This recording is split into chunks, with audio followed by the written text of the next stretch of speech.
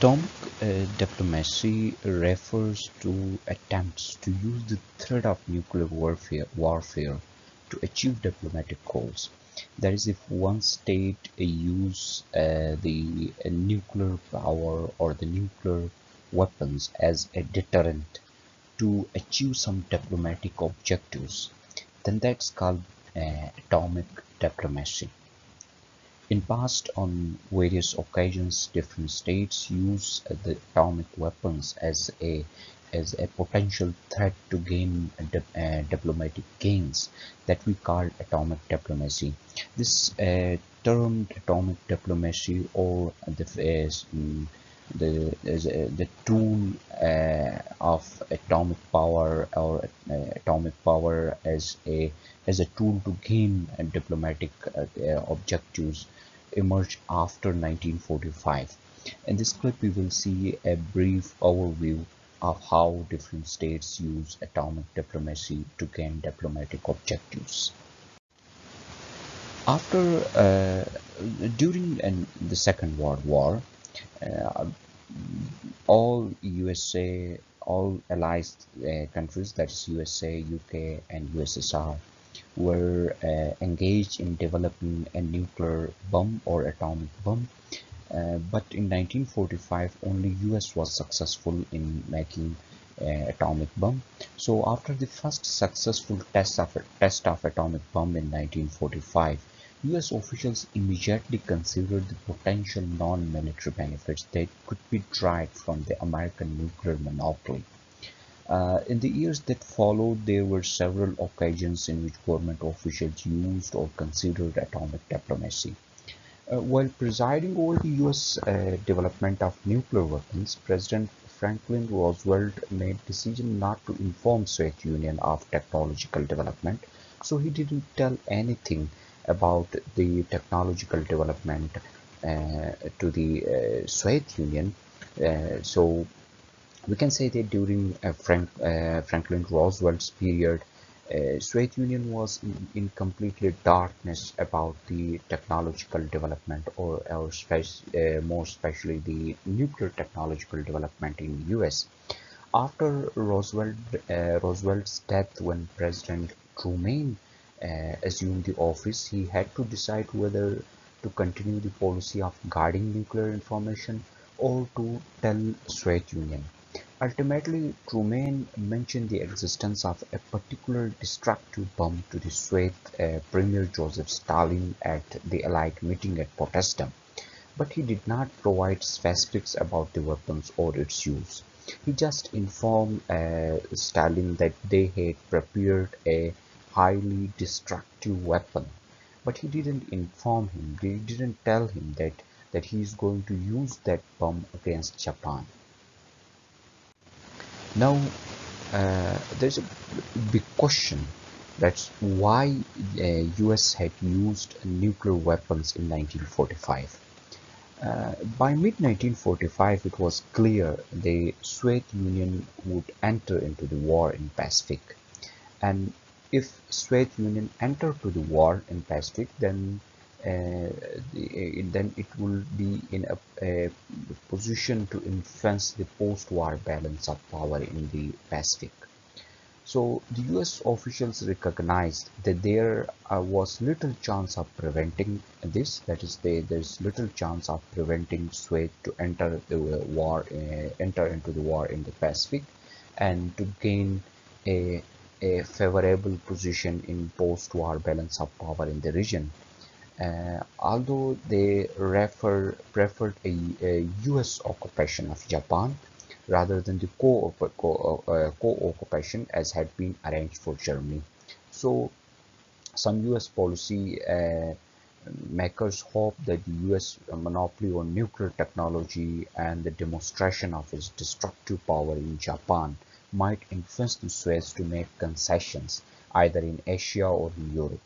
Uh, so they used the nuclear bomb in Japan.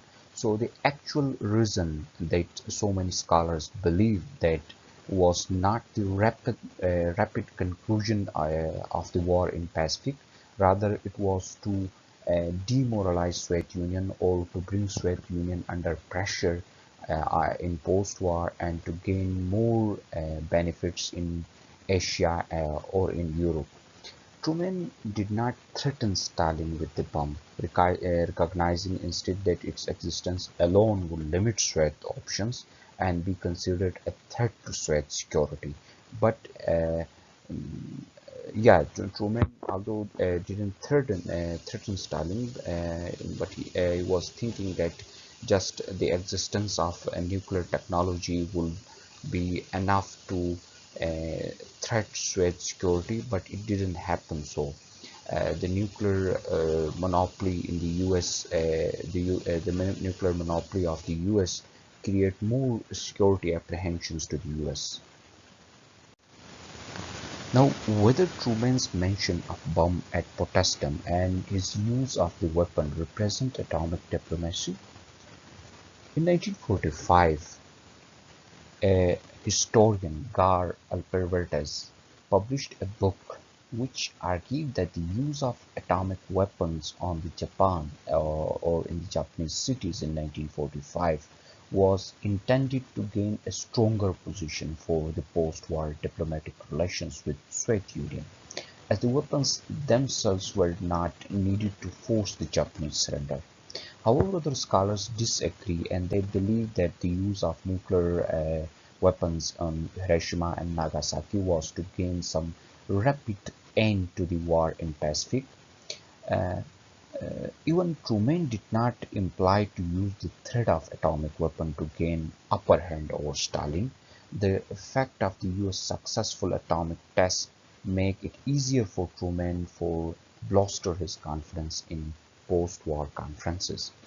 Even if US officials hopes to gain benefits from the atomic threat like free elections in Eastern Europe and reduced Soviet involvement in Balkans, they were disappointed as the security issues raised by the dawn of atomic age likely made the Soviet more anxious to protect its borders with controlled buffer zones. In the years that immediately followed the World War II, the US confidence in its nuclear monopoly had ramifications for its diplomatic agenda. The fact of the bomb was used in enhancing that the Western Europe would rely on the US for its security rather than seeking an outside accommodation with Soviet Union. Because even if the US did not station large number of troops on the continent, it could protect the region by placing it under the nuclear umbrella. The US insistence on the hegemony in the occupation and rehabilitation of Japan stemmed in part from the confidence of being the sole nuclear power. However, the atomic monopoly or the nuclear monopoly was short duration. Soviet Union developed nuclear bomb in 1949, UK developed in 1952, France in 1960, China in 1964, and India in 1974. So the nuclear monopoly was too short. It was for just 4 years in 1945. US had developed nuclear bomb and became the nuclear monopolist in the world. But in 1949, when Soviet Union also developed a nuclear bomb, the nuclear monopoly came to an end. The atomic diplomacy was used by both parties during the first 2 decades of Cold War on a number of occasions. For example, first in Berlin blockade, that was from 1948 to 49. This was a very harsh period in Germany when Berlin was blocked by USSR. Uh, During Berlin blockade, President Truman transferred several B-29 bombers capable of delivering nuclear bombs to the region. This transfer of several V-29 bombers was to signal to the Soviet Union that the US is both capable of uh, delivering nuclear weapons and executing it if necessary. So this was basically done to threaten or to deter the Soviet Union. During Korean War as well, President Truman again carried B-29 bombers to the Korea. So this was again to threaten USSR.